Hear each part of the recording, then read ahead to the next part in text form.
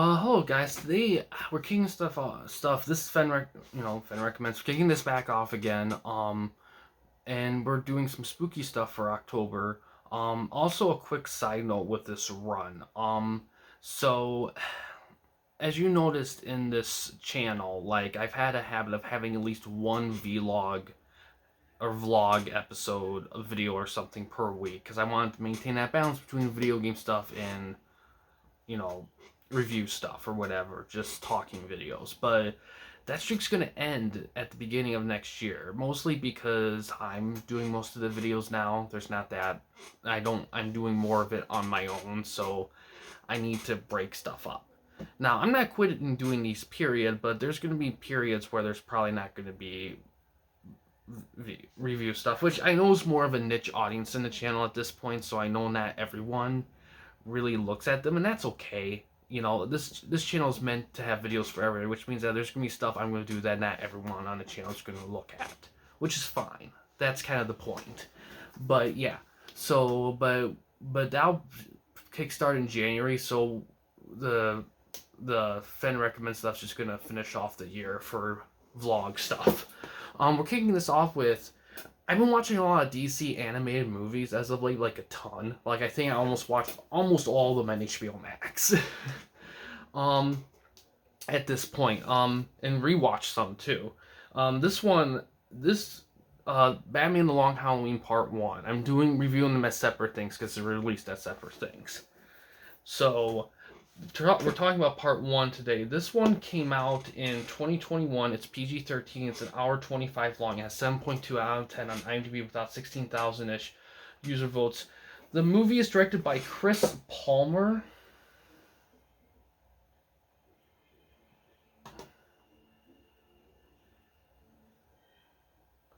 I gotta wait for it to load, of course.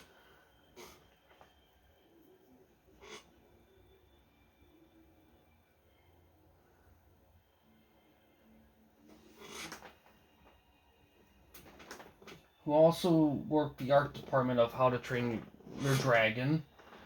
And it stars Jensen Ackles, who was in Supernatural, and also Naya Rivera, who was in Glee. She was the unfortunate soul, like that drowned a while back trying to save her kid. And this two-parter was one of, if not the last thing she was involved in.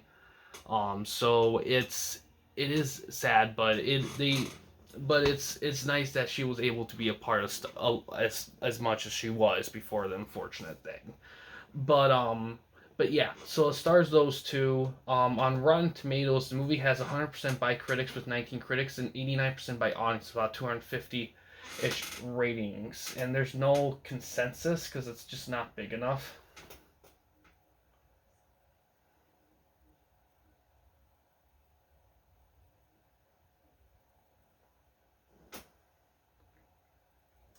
On the Just Watch app. The movie is available to stream on HBO Max. It's available to rent and buy on Apple TV, Amazon, Google Play, YouTube, Microsoft, Vudu, Redbox, and DirecTV, and was released on DVD in 2021.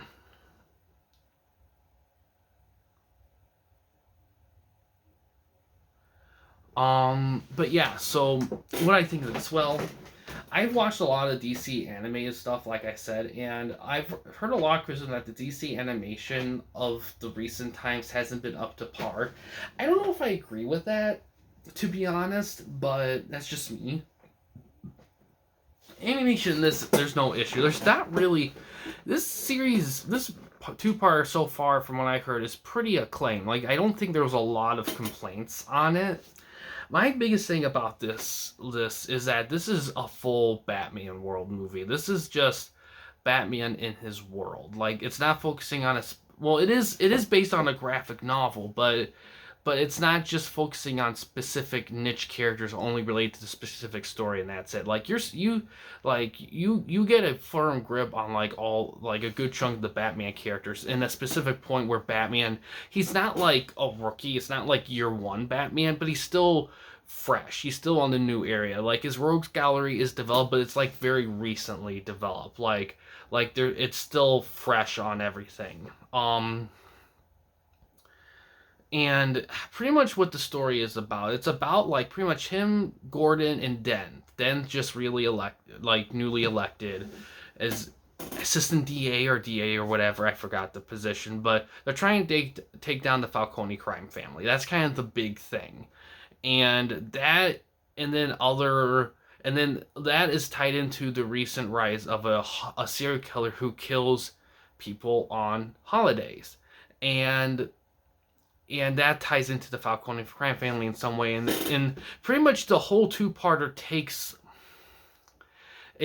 a long time for them to like indulge, and they have to deal with other things like villains and other side stuff that might tie in, might not. It's a whole big mystery. And this is actually, from what it alludes to, this is like Batman's first big detective outing, like in this thing, because he talks about before that he was just like, he kind of talked about himself like he was more of like a fighting grabber type of person. He finds who's causing trouble, stops him, gets him, and puts him back. That he didn't do a lot of detective work. So this first thing was his first big, to him, his first time he was being challenged with his mind in terms of the mystery, really, which is very interesting to hear from this. You don't often hear Batman allude to himself as more as the physical guy. He usually doesn't think about stuff like that. He usually goes mind first, and I think he does do that. But this is like the first time, like I said, he's legit trying to think that, because even Jim Gordon was like giving him cop tips during a scene, like about being a detective and stuff, and it's like you realize, wow, he's gotten everything else figured out, but he hasn't got the detective part figured out. I never saw that before in a Batman story where Batman is still figuring out the detective part of his identity. Like, you don't see that very often, and he usually has that kind of grasp pretty early on when he becomes a Batman. So it's kind of interesting seeing that still be a thing, because he's not new. He's new-ish, but he has the rogues and everything in this. Like for the most part, like the key guys. He's not like still finding new ones, if that makes any sense. That becomes Steel Weight. What else? But yeah, this is the part that, has Joker and all that. I mean, Joker's in this part as well. But yeah, this is just a really, and the mystery is legit good. You legit don't know, and everything's performed so well. I don't know how loyal this two-parter is to the actual novel. I didn't really look into the differences, but as I talk about part two, and yeah, I'm not going to be mentioning spoilers, just because it's still a newish thing, and to be honest, I think the movie itself does warrant some secrecy to enjoy it fully. I will say I do legit love that. I do legit love, like, I will say, like, a big part too was, I feel like everything felt like it had chemistry.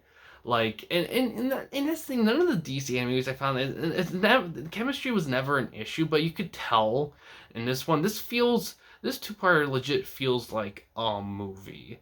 This is the first DC animated two-part that I felt like The Dark Knight Returns kind of did, but I feel like the big thing with The Dark Knight Returns is that I feel like the two parts legit do feel like two parts. This movie, you could have edited flawlessly together, and it would have felt like a legit movie. It wouldn't feel completely separated from each other. The Dark Knight Returns kind of did a little bit, and that was okay, because they were different parts of the story. But yeah, I can't think what else to say about this. Part one kind of sets the tone. It gets everything going. Everything's well executed. There's not a whole lot of off things in it. I think the only thing to keep in mind with this is that it's an interpretation of Batman like anything else. Now, I did read, and that's another thing too. I know the DC animated field, they've always made attempts to make things connect, like a connected universe, but they never fully went there. There's been times where they've done projects that are completely their own thing, and I know at times that could be a little confusing for people, but so a lot of people may think, well, it's just to this is to that.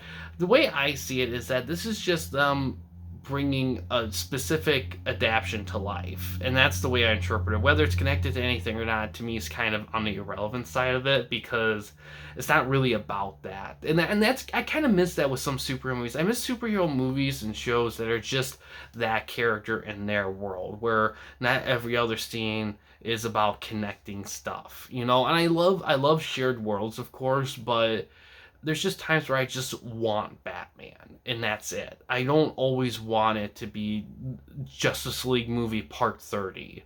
You know, I don't always need that, because there's times where I'm just like, I just want to know, I just want a little bit of just this. Because each character is their own tone. And sometimes you're in the mood for that tone, and you don't want the Justice League tone all the time, or the Avengers tone all the time. Sometimes you just want Batman, or just want the Hulk, and you're good with that. And this is kind of a reminder of why that is beneficial. This two-parter right here. So that's going to be it for part one. There's not a lot I can say about it in detail without really giving away too much, because I don't really want to say anything outside of synopsis and the obvious stuff that's not not there. And I will say though very quickly, this does plant the seeds. This story also is the one that really puts in depth the downfall of Harvey Dent. That's not a spoiler. That's pretty much revealed in the next movie in the poster. So it's not really a big shocker or a spoiler. So that's just something to keep in mind. And I'll talk more about that in part two when I review that. But yeah, part one's fantastic, a great start, and part two continues it for sure. So I'll be releasing that one in a week from this one. So keep an eye out for that. But yeah, guys, thanks for watching. In case you want to chat with anyone at the Campy Company, you don't want to use the YouTube comment section, we do have a couple options. First one is we have a Discord channel. You can find a link to that in the About page /About section of our channel. We also have a community tab on our channel as well. You can access that anywhere at any time. But yeah, guys, thanks for watching. Please subscribe and like the videos, and have a good day.